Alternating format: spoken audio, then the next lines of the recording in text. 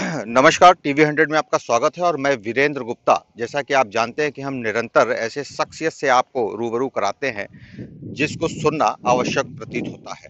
आज हमारे साथ इरशाद अली जी मौजूद हैं और आप आरटीआई एक्टिविस्ट के नाम से भी जाने जाते हैं और समूचा जनपद में ही नहीं बल्कि संपूर्ण उत्तर प्रदेश में आप अपने कार्य के द्वारा पहचाने जाते हैं।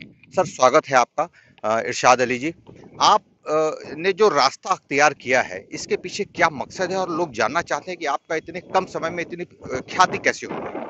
देखिए, जो रास्ता मैंने अख्तियार किया है, ये बाल्यावस्था से ही मेरे भीतर वो जागृत हो गई थी। और जब बेसिक एजुकेशन मेरी पूरी हो रही थी, तभी से मेरे मन में था कि मैं समाज के लिए कुछ स्पेशल कर सकूं। और ये जैसे-जैसे उम्र बढ़ी तो एक सामाजिक दायित्व को जो है मैंने अपने अंदर लिया। और तत्समय में एक आयुक्त आदरणीय श्री सत्यजीत ठाकुर साहब हुआ करते थे। तो उनको सोशल इंटरेस्ट में कुछ काम करने का एक जो है एक विशेष उनका वो था, अपना मत था। तो वहीं से मैं इंस्पायर्ड हुआ, उन्होंने मुझे काफ़ी सपोर्ट किया। और धीरे-धीरे बढ़ते-बढ़ते मैं इतना ज़्यादा इसमें डूब गया कि मैंने इस सेक्टर को चुना और उसी के क्रम में मैं आगे बढ़ रहा हूँ। इरशाद अली जी, तमाम काफ़ी आपको धमकियाँ मिली होंगी, बहुत दबाव महसूस आपने किया होगा। कई घटनाक्रम को आपने पर्दाफ़ाश किया है, बड़े से बड़े घोटाले का आपने पर्दाफ़ाश किया है। आखिर ये रिस्क आप लेते क्यों हैं और क्या युवाओं को क्या संदेश देना चाहते हैं?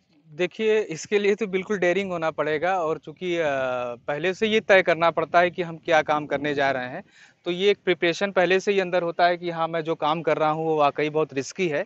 लेकिन एक मन में एक जो संकल्प है, उस संकल्प को ध्येय बना कर के मैं चल रहा हूँ कि नहीं, मुझे देश, राष्ट्र और इस समाज और इस पब्लिक के लिए, जनता के लिए मुझे कुछ करना है।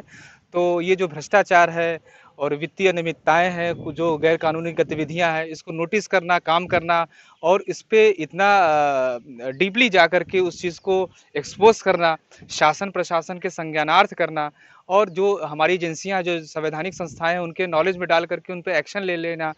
तो ये सब चीज़ें उसी का पार्ट रहा है। और सच पूछिए तो मेरा इसमें एक स्पेशल इंटरेस्ट रहा है। तो बस यही है जिसके क्रम में हम आगे बढ़ रहे हैं। तमाम ऐसे चीज़ों का आप पर्दाफ़ाश करते हैं जो कई राजनीतिक दलों के अलावा कई प्रतिष्ठित समाज सेवियों का भी जो है वो चेहरा उजागर होता है। ऐसे में आपको लगता है कि उत्तर प्रदेश में बेहतर माहौल है, जो आप काम कर रहे हैं वो और लोगों को करना चाहिए? देखिए, अमूमन यही होता है, एक सामने वाला व्यक्ति या जो अपोजिट साइड में बैठा हुआ है या खड़ा हुआ है, वो सामने वाले को देख करके, उसके व्यक्तित्व को देख करके या फिर उसके वस्त्र जो धारण करता है उसके अनुसार उसकी जो है व्यक्तित्व की पहचान करता है। लेकिन ऐसा होता नहीं। वाकई ये है कि जो सामने जो दिखता है वो असल में होता नहीं, चाहे मैं ही क्यों ना हूँ। अगर मुझे देखा जाए तो इस वक्त मैंने जो है केसरिया रंग का जो है कुर्ता धारण किया हुआ है। देखने में यही लगेगा कि मैं किसी पार्टी विशेष का कार्यकर्ता या नेता हूँ। ऐसा कुछ नहीं है। मैं नॉन पॉलिटिकल पर्सन हूँ और आरटीआई एक्टिविस्ट हूँ। और अब ये धारणा जो रिस्क वाली है या खतरे वाली है, तो ये पहले से ही चीज़ें प्रिपरेशन है मेरे दिल में, मेरे अंतरात्मा में, और ये मेरे खून में है कि मुझे इसी मतलब क्षेत्र में काम करके कुछ विशेष देना है देश और समाज को। मतलब आपको लगता है कि उत्तर प्रदेश के अंदर एक बेहतर माहौल है जिसमें हर युवा अपने अधिकार का प्रयोग करके अपने प्रतिष्ठा और नाम को बढ़ा सकता है? देखिए, बेहतर माहौल केवल संस्थान या सरकारी सिस्टम को नहीं दिया जा सकता या किसी सरकार पर आरोप प्रत्यारोप कर कर के नहीं किया जा सकता है। बेहतर माहौल बनाने के लिए हम सबसे पहले हमें खुद को बेहतर बनाना पड़ता है, इस समाज को बेहतर बनाना पड़ता है। तो जो सब लोग मिल कर के जब ये अच्छा वातावरण बनाएंगे और एक बेहतरी के लिए अच्छा काम करेंगे, तो सरकार और जनता बिल्कुल जो है एक हो जाती है। सर, इरशाद अली जी, तमाम युवा भी आपको सुन रहे हैं। आप युवाओं को क्या संदेश देंगे कि वो क्या करें, जो भटक रहे हैं, उनको नहीं भटकना चाहिए, अपना पहचान बनाना चाहिए। आप जैसे आज सफल हैं, आज आपको बच्चा-बच्चा जानता है। युवाओं के लिए क्या संदेश है आपका? देखिए, जो यंगस्टर हैं हमारे देश के, जो भटक रहे हैं या फिर उनको ये नहीं समझ में आ रहा है कि वाक़ई मुझे किस क्षेत्र में काम करना है या फिर ऐसा क्या करें जिसके वजह से हम सफल हो जाएँ या फिर उनको जो एडवांटेज मिलना चाहिए वो मिल जाए। तो सबसे पहले तो मन में एक धारणा उनको पैदा करना है कि एक लक्ष्य वो स्थापित करें कि मुझे किस ओर या किस क्षेत्र में काम करना है। फिर उस दिशा में पूरी लगन, अपनी मेहनत झोंक देनी है। और जब आप लगन और मेहनत जब आप करते हैं, पूरी तरह से पैशनिस्ट हो जाते हैं, तो ये देश ही, समाज नहीं, ईश्वर भी मदद करता है। क्या आपको लगता है कि अपार संभावनाएं हैं तमाम युवकों को जिसमें लग के वो काम करके आमदनी भी कर सकते हैं और अपनी प्रतिभा को भी निखार सकते हैं? देखिए, संभावनाओं की तलाश ये हमारी दक्षता पर निर्भर करता है। संभावनाएँ हर जगह हैं, बशर्ते ये है कि हमें कोशिश करनी होती है कि किस संभावना को हम तलाश रहे हैं। आप संभावना को तलाशिए और अपने लिए जो अच्छा हो और उपयुक्त हो, उस काम को चुनें। निश्चित तौर पर आप उस क्षेत्र में अच्छा करेंगे और देश और समाज में अपना एक विशेष नाम स्थापित करेंगे। जो युवक भटक रहे हैं, जो जाति धर्म के नाम पे भटक रहे हैं, उनके लिए आपका क्या संदेश है? देखिए, व्यक्तिगत तौर पर मेरे लिए जाति धर्म के कोई मायने नहीं है।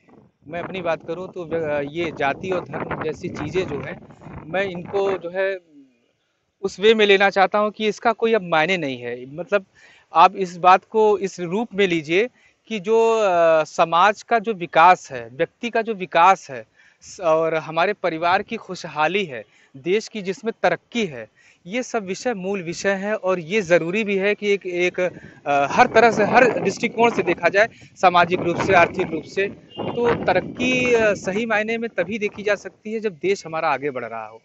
तो हम खुश हैं, यही सब कुछ है और बाकी धर्म, जाति और ये सब सारी चीज़ें बिल्कुल मेरे उससे परे जाती हैं। सर, बहुत महत्वपूर्ण बात आपने बताया कि आप खुश हैं। अगर व्यक्ति चाहे तो कहीं भी अपनी पहचान और अपना मुकाम हासिल कर सकता है। सर, एक लास्ट सवाल कि आप जो ये तमाम घटनाओं का पर्दाफाश करते हैं, आपने एसआईटी टीम का भी कई बार गठन कराया, उत्तर प्रदेश की शासन भी आपको पहचानने लगी है। क्या आपने कभी दबाव महसूस किया या आपने कभी सोचा कि हम गलत ट्रैक पे आ गए हैं या ये काम हमको नहीं करना चाहिए था? देखिए, कभी-कभी कुछ घटनाएँ ऐसी भी हो जाती हैं अप्रत्याशित रूप से, जिससे कभी-कभी जो है संबल आपका गिरता है, मनोबल में गिरावट होती है। लेकिन आप अगर दृढ़ हैं और अपनी इच्छा शक्ति आप में कूट-कूट कर भरी हुई है और एक एक अटूट विश्वास है काम के प्रति, तब वो कहीं न कहीं से वो आपको अंदर से एक बल जो है आंतरिक एक बल देती है कि नहीं, आप जो काम कर रहे हैं अगर वो सही है और ईश्वरीय तत्व में विलीन है वो सारी चीज़ें। ईश्वर कह रहा है कि आप सही काम करिए, झूठ मत बोलिए, गलत काम करने वालों को जो है आप रोकिए। क्योंकि जब हम आगे आएँगे, क्रांति हमारे देश में ऐसे ही आई थी। यदि अगर हम सही ना होते तो हम आज़ाद ना होते। तो ये चीज़ें मन में होनी चाहिए। तो मुझे लगता है कि इस क्षेत्र में मुझे काम करके कुछ चीज़ मैं खुद को भी जो है एक स्टेबल फ़ील कर सकता हूँ या फिर देश और समाज या फिर जनता को कुछ स्पेशल दे सकता हूँ। तो ये चीज़ें हैं। रही बात खतरे की, तो हर काम में जटिलताएँ हैं। एक छोटी-सी आप दुकान खोल कर के बैठिए, जब वो दुकान खोल कर के आप बैठेंगे तो उसमें तमाम दिक्कतें, तमाम कठिनाइयाँ आपके सामने आती हैं। तो जटिलताएँ इसमें भी हैं। हाँ, ये है कि कुछ काम ऐसे भी होते हैं जो अलग से इसको नज़रिए से देखा जाए तो काफ़ी चैलेंजिंग और बहुत ही जोखिमपूर्ण होते हैं। लेकिन ये है कि जब आप उसको पूरी तरह से जब उसमें आप रम जाते हैं या फिर मन में ये भाव आ जाता है कि नहीं, मुझे डरना किसी से नहीं है, जो सही है उसमें आगे बढ़ेंगे और सब आपको जो है एक दिन समझेंगे और पहचानेंगे, तो ये वही है, मेरे साथ तो वही है। तो आपने देखा कि जबरदस्त इच्छा शक्ति से लबरेज भरपूर एक सामान्य से नियम का पालन करके जिस तरीके से ख्याति और अपनी उपलब्धि आज इरशाद अली जी ने दर्ज कराई है, निश्चित रूप से वो तमाम युवाओं को एक रास्ता भी दिखाएगा और साथ में समूचे प्रदेश का भी नाम आज इरशाद अली के नाम से जाना जाने लगा है। उम्मीद करते हैं कि तमाम ऐसे जो युवा हैं वो इनसे प्रेरणा लेंगे। मिर्जापुर से टीवी 100 के लिए वीरेंद्र गुप्ता की रिपोर्ट।